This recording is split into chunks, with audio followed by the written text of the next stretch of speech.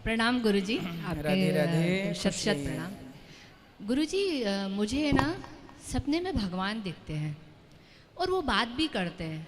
जैसे हम 8वीं कक्षा में थे तो थोड़ा हमको माता रानी का मुखौटा दिखा था, तो उन्होंने उसी वक्त बता दिया था कि हमारे पतिदेव कैसे होंगे।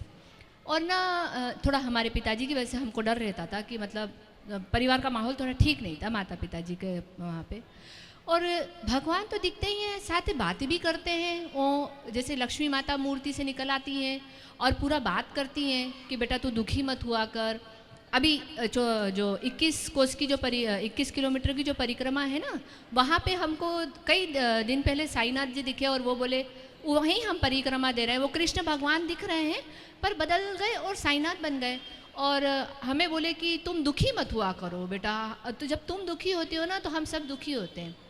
तो और जो आप एक बात और जब बता रहे थे ना गुरुजी कि जब आप आँख बंद करो तो जिस भी भगवान का नाम लो वो तुम्हारे सामने आ जाए, तो आँख बंद करने का जरूरत ही नहीं होता। जैसे अभी हमने आपको बोला ना भोलेनाथ, तो बस अब हमको भोलेनाथ दिखना चालू हो गए। तो क्या ये हमारी जो सपने में दिख रहा है ये सभी हमको बोले तुम बहुत ज़्यादा सोचती हो, कम सोचा करो, सोचने का तो हमारे पास समय नहीं है।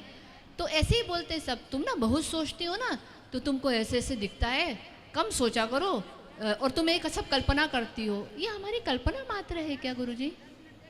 ये भक्ति की शुरुआत है जी।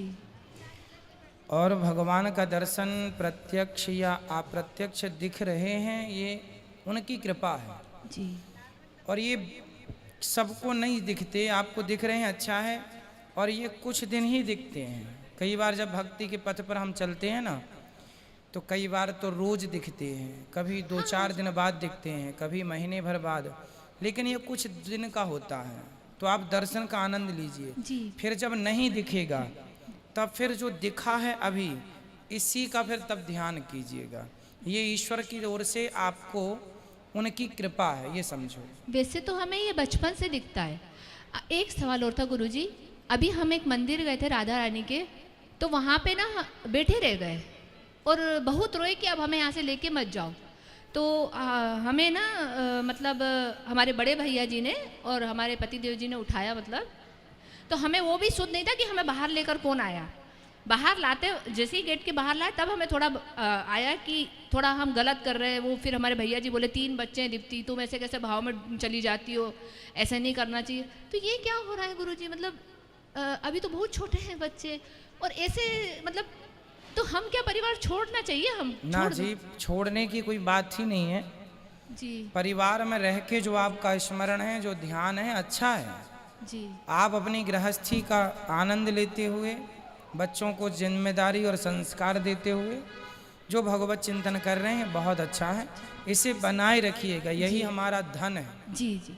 तो गुरुजी जैसे एक बार हमारी उम्र हो जाएगी, जैसे 55 साल 57 साल, जब हमारे बच्चे सब हो जाएंगे सेटल, तब फिर हम छोड़ दें तो ठीक है रहेगा? तो भी नहीं छोड़ सकते हम? छोड़ना क्यों है? हमने कथा में बताया था। जी जी। छोड़ना नहीं है, अच्छा। छूट जाएगा। एक होता है छोड़ना, एक होता है छूट जाना। जी। तो भगवान से जब प्रेम बढ़ेगा तो आप छोड़ेंगे कुछ नहीं। कथा में बताया था ना हमने। जी जी, हाँ बिल्कुल। छोड़ेंगे तो छोड़ने का अहंकार बना रहेगा। जी जी। यदि छूट जाएगा वो ठीक रहेगा। तो इसलिए आप तो भगवान का चिंतन कीजिए, छोड़ना नहीं है। पर हमें समझ कैसे आएगा गुरुजी कि छूट रहा है या हम छोड़ रहे हैं? अपने आप वो पेड़ पक जाएगा, फल अपने आप छूट जाएगा, पता ही नहीं चलेगा। जब छूट जाएगा तो पता ही नहीं लगेगा। जब तक पता है तब तक ही कुछ पता नहीं है, जब कुछ पता ही नहीं रहेगा तब सब पता चल जाएगा, तब छूट जाएगा। धन्यवाद। खुश रहिए।